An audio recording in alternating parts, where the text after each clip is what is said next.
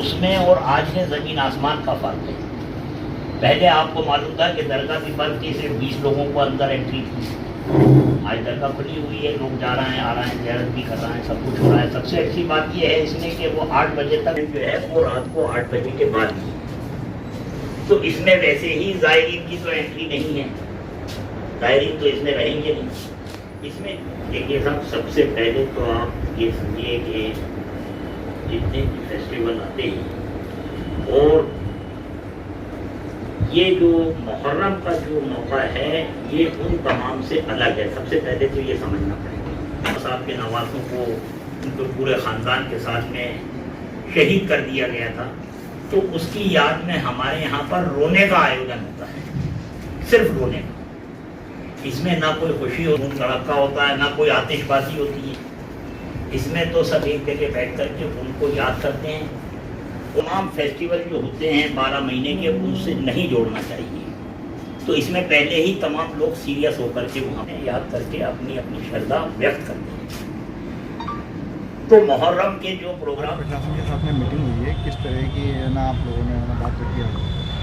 देखिए, जैसा कि आपको मालूम है कि मुहर्रम के रसूमात और इंतज़ामात को लेकर के आज मीटिंग बुलाई गई थी, लेकिन 2 साल से जो कोविड गाइडलाइन फॉलो की जा रही है वो इस बार भी फॉलो की जाएगी।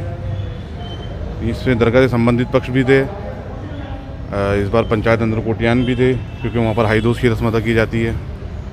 सब ने अपनी अपनी बात रखी है। अंजुमन खुद्दाम ने भी अपनी बात रखी है, अंजरकोट पंचायत के सदर जो हैं उन्होंने भी अपनी बात रखी है और ये डिमांड की है कि इस बार रिलैक्सेशन दिया जाए।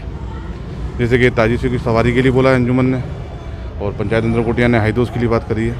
और ये भी प्रशासन को भरोसा दिलाया है कि जो भी गाइडलाइन आएगी हम उसको फॉलो करेंगे और प्रशासन को पूरा सहयोग करेंगे, जो आज तक 1 साल से करते आए हैं।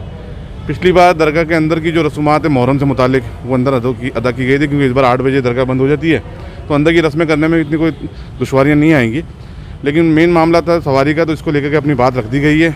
और हाईदोज का मामला, इसमें अंजरकोट पंचायत ने अपनी बात रख दी है। कलेक्टर साहब ने कहा है कि उनकी बात वो ऊपर CM तक पहुँचा देंगे, वहाँ से जो भी गाइडलाइन आएगी उसको फॉलो किया जाएगा। हमारा पूरा सहयोग प्रशासन को रहेगा, राज्य सरकार को रहेगा, क्योंकि कोविड गाइडलाइन को भी फॉलो करना बहुत ज़रूरी है। कोविड अभी भी हमारे बीच में, हमें ये नहीं भूलना चाहिए। तो इसको देखते हुए हमने चर्चा करी है, बात आगे रख दी जाएगी, वहाँ से जो भी गाइडलाइन आएगी उसको फॉलो किया जाएगा। हाँ सर, बताइए। मुहर्रम के संबंध में कलेक्टर साहब ने यहाँ पर बुलाया था, उसमें मीटिंग रखी कि किस तरीके से मुहर्रम का सेलिब्रेशन हो।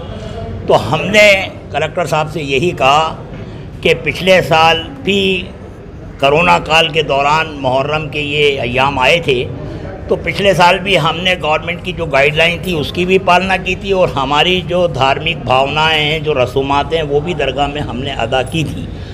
तो लिहाजा इस साल हमने कलेक्टर साहब के सामने ये बात रखी है कि हमारी जो पिछले साल की रसूमात हैं हम उसी तरीके से अंजाम देंगे, और वो सब रात को होती हैं। और जहाँ तक ताज़िए की सवारी की बात है, 8, 9 और 10, उसको पुरज़ोर तरीके से हमने हमारी पूरी कम्युनिटी की जानिब से प्रशासन के सामने ये रखा है कि उसके लिए हमें रियायत दी जाए, छूट दी जाए, और हम गवर्नमेंट की गाइडलाइन की पालना करते हुए सवारी के भी सारे प्रोग्राम उसी तरीके से अंजाम देंगे। ये हमने अपनी पूरी कम्युनिटी की जानिब से पुरज़ोर तरीके से हमारी बात रखी है। तो कलेक्टर साहब ने ये भरोसा दिलाया है कि आपकी बात को हम जयपुर CM साहब तक पहुंचाएंगे, आगे पहुंचाएंगे बात। अब आगे जैसा भी इमाम चाहेंगे उस तरीके से होगा। हमारी ये कोशिश है कि हमारी भावनाएं भी आहत ना हो और जो गवर्नमेंट की गाइडलाइन है उसकी भी पालना हो, जो कोरोना के प्रोटोकॉल है उसके ऊपर भी हम कायम रहें। सिर्फ यही हमारा कहना है।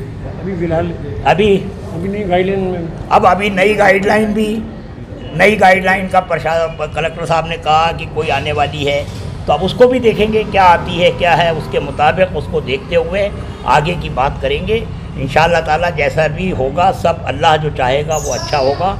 और ये मुहर्रम के प्रोग्राम आज से नहीं हो रहे हैं, ये तो एक कदीम ज़माने से चले आ रहे हैं और इंशाअल्लाह ताला इसी तरीके से हमारी जितनी भी रसूमात हैं वो अंजाम दी जाएंगी।